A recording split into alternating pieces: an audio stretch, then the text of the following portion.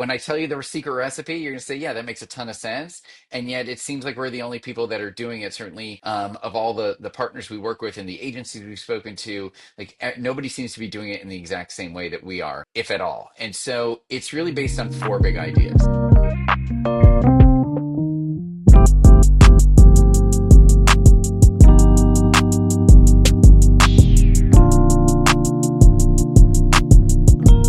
All right, so we've been talking a lot about this idea of there's only 5% of people in market at any time for any product, and that 95% of the real audience there is not in market. They're not on Google. They're not searching for the products. First of all, what does that look like for a financial services company, that 5% versus 95%? And how do you start moving further up the funnel to attract people who are still in that 95% bucket? Yeah, like it's a real challenge. And especially like my experience has been working with fintechs and challenger banks. And certainly for those newer players, their focus always is on performance. And I've had budget splits where it's been like 80% on performance marketing and 20% on awareness and brand. And a lot of people in the organization say, oh, we don't believe in brand and let's just buy the people on Google. If they're searching, if they're in need of a product, they're going to be searching for it. And yeah, okay, to an extent, that's true. But then you're competing over that 5% who are in market and everyone's competing over them. And so what are you competing over them with? Is it rates?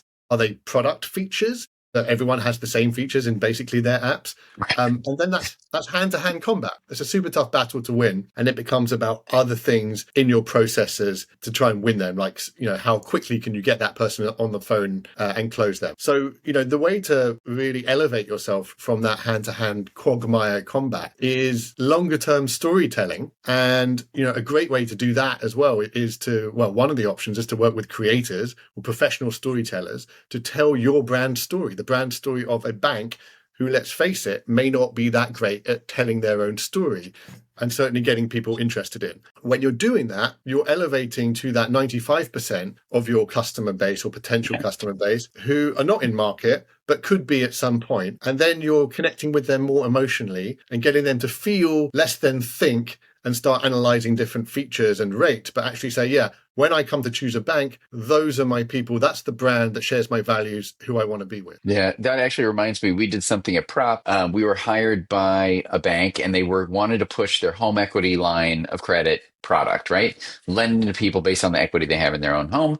And so, of course, their traditional ads were exactly as you described: rates and quick approvals and all this sort of that bottom of the funnel language about, well, hey, you're looking for a home equity line, we can be your solution. And it was very expensive for them to, like, their customer acquisition cost on that was extremely high because they were in the hand-to-hand combat. And so when they partnered with Props and we took a creator approach to it, we actually didn't hire financial advisors or any sort of your typical financial services creators. We went and found people who could create content about renovating your kitchen, right? How to improve your home, and the things that they were actually going to be using the money for. And anybody who then clicked on that content to consume that storytelling was brought to the client's website. They were able to consume and get inspired about all the things they could do to improve their home, to renovate their kitchen. And then, of course, well, how are you going to pay for it? The home equity line. So it actually that was the sort of the top of the funnel, getting people who are in that 95%, who are all of a sudden to say, oh, I can dream about this. And now I have a solution for it. And because of our process, we were able to then push those people further and further and further down a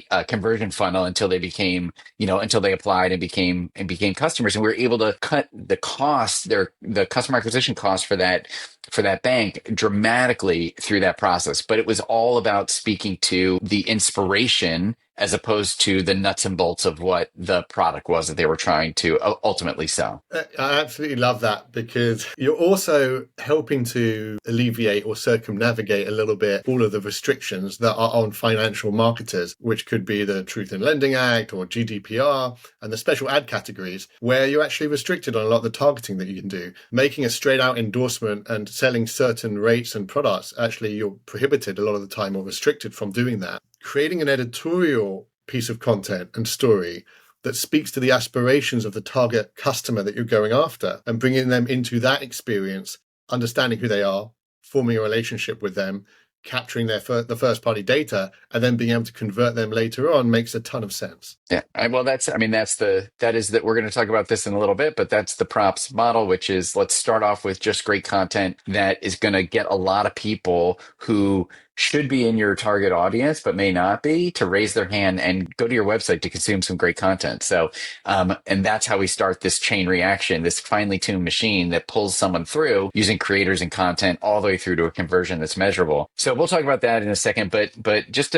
to sort of close the point, like, do you believe that banks have an appetite for telling these stories, or would they have to partner with someone like Props in order to be able to show the value, right? To actually prove to their CFO, this worked. Here's how many customers we got. This is how we lowered our customer acquisition costs, right? Because then you're moving from these vanity metrics into real dollars and cents. Yeah, look, I definitely think the appetite is there for banks to tell these types of stories. Can they do it themselves? Yeah, sure. But, let's understand what that means and what's the resources and the teams and the expertise and the application of all of that to do it properly. When I was a marketing leader and I actually did work with Props as a client, what I loved was, that there's a few different components to it. Finding the right talent, which is a real pain in the ass, by the way. Like having to source and go through endless lists of creators or influencers. There's no way I want to be doing that, or for my team really to be doing that. Sourcing that talent, agreeing the terms with them,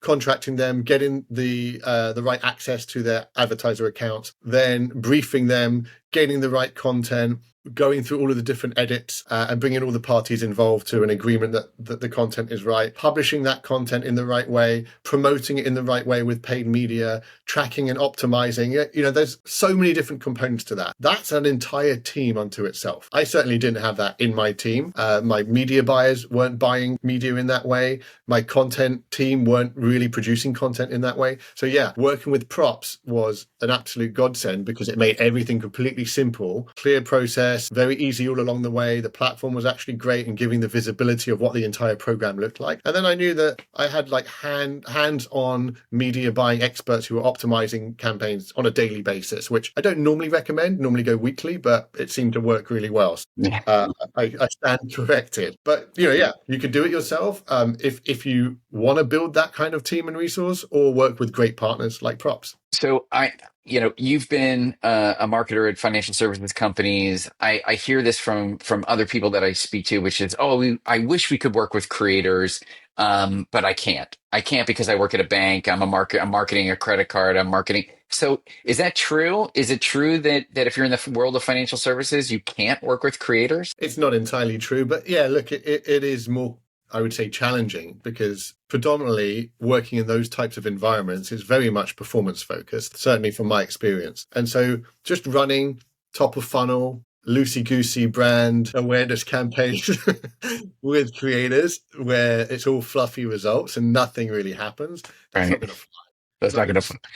This is going to lead you right into the conversation where you're like, but I got a lot of likes. They Yeah, they would like to then they would like to show you the door. yeah.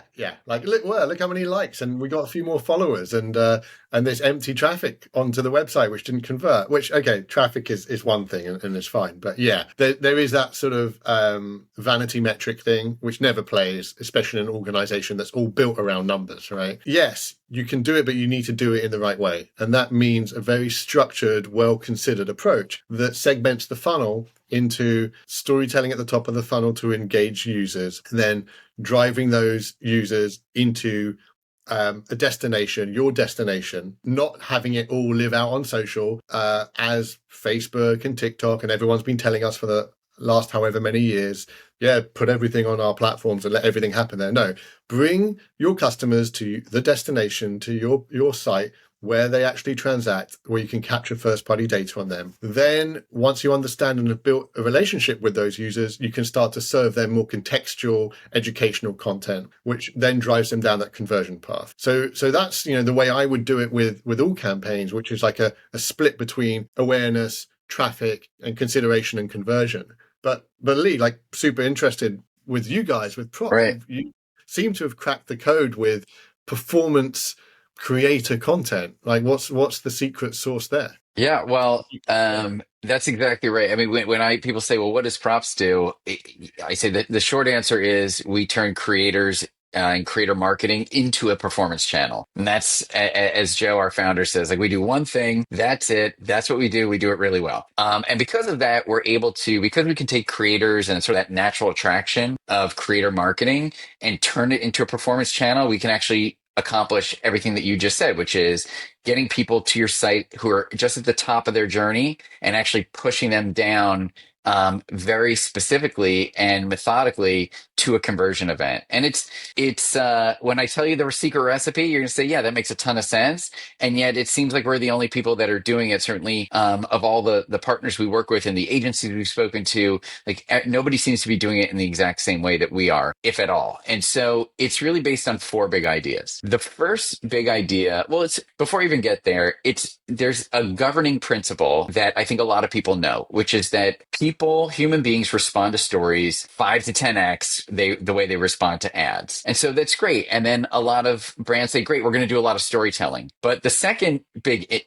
sort of principle is that people trust people, even if they've never met them, more than they trust brands. So your brand telling a story is not nearly as compelling as a human being telling that same story on your behalf. So if you combine those things, and then the third principle is that storytelling's great, but it has to just be the beginning. You have to actually create. If you really want to drive performance, you cannot be in the world of likes and shares and this many posts and this many video views. You've got to actually meticulously create a full funnel approach that's going to drive someone to a conversion. So here it goes. This is the props secret recipe.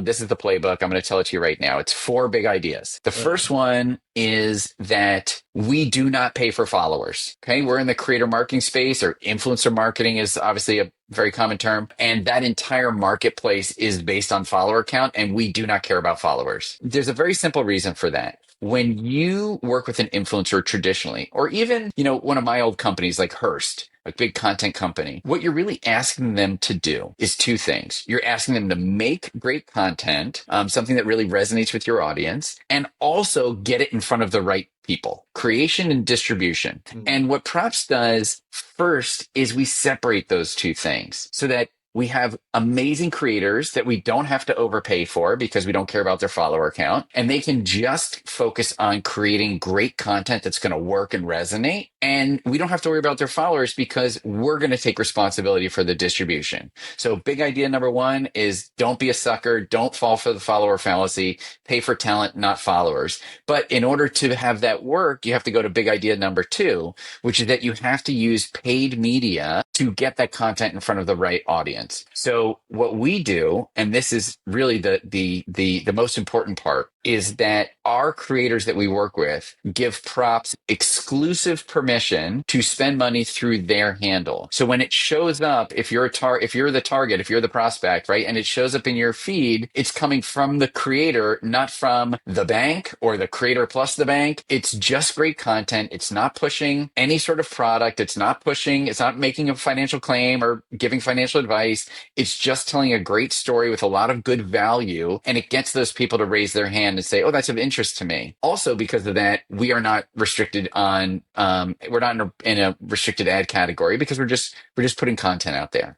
Now, Got it. so So you're using the creator channels as the media channels, yes, essentially ad channels. Got it. That's right. So we have great creators that are making great content. We're pushing it out through their handles. And that's our media distribution, whether it's happening on Facebook, Instagram, LinkedIn, TikTok, Snap, whatever. And you brought this up earlier in our conversation, which is get that target audience off of social and onto our client's website. Super important. So how do we do that? All of the content that these creators are creating live on the blog pages of our clients' websites. And because of that, we can send people to that site. We can send all that traffic to the site to consume the content. So that's big idea number three. Content goes on the client's website. And what that does is obviously it gets people there. It starts the relationship with that brand. It allows them to explore that site and do other things. But most importantly, it creates a retargeting pool, not just for the brand themselves, and they can do whatever they want with that, but for Props. And then the last big idea, the fourth big idea, is what we do with that retargeting pool, because we do not use off-the-shelf ads that have been, that the brand has typically been using. We actually have our own, have those creators, those very creators that got people to that site in the first place, create additional assets for every stage of the funnel. So from that initial lifestyle story all the way down next to like a product oriented story to a specific endorsement or even an ad using their assets. And what that does is the consumer has already developed a relationship, they've developed trust, and now this person has gone from sort of capturing their attention to talking about a product to actually endorsing the brand and pushing. And all of those additional pieces of content, they go straight to a conversion page. It's a very finely tuned, but completely intuitive when you break it apart process of starting with creators who can make stuff at the very top of the funnel to drive inspiration and then work that audience all the way down through to a conversion event. I absolutely love that.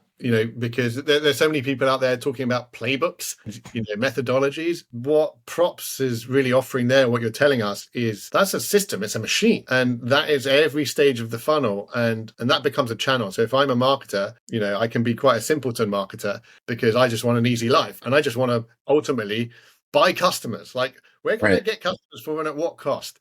And yeah, as a marketer, you have to put together all these very complex machines and functions.